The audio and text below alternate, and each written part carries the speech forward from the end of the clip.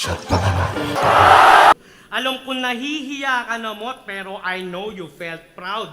Kaya para sa best crowd, naghanda ako ng best round Davao Game! Handa na ba talaga kayong mapanood ko in person? Na-expose natin yung baliktaran niya na wak kasi nga bulok kanyang version.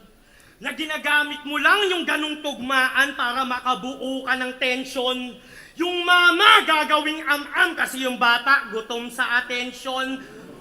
Iko-connect sa nagwawala tas irarhyme sa fukuda. Yung style ko parang batang nakadede kasi nakasuso ka. Tapos yung ilaw ng tahanan gagawin mong kandila sa larawan.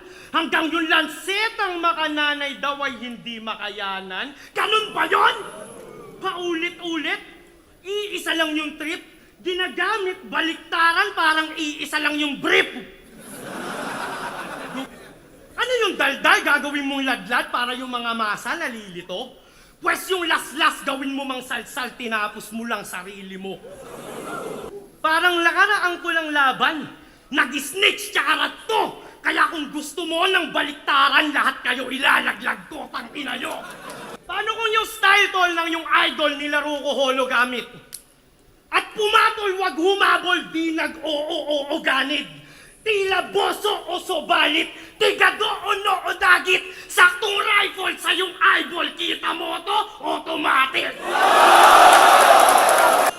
Kupal na, nagbarunong, bumangga pa sa lubong, bunganga na sa tumbong, nagkataong pabaliktad, siya'y tumanda ng paurong.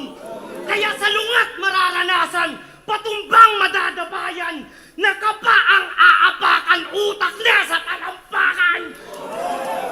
Ganun lang yon. Nasa bottom, bomba, mala atomic bomb. At tamang tomo-toma, bawat siya pang motifang.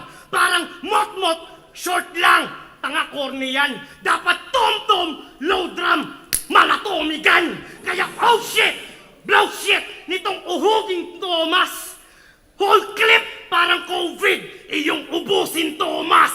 MP5 na nilason, ang pesticide na binaon. So let us pray para kay Mot and let these bygones be bygones.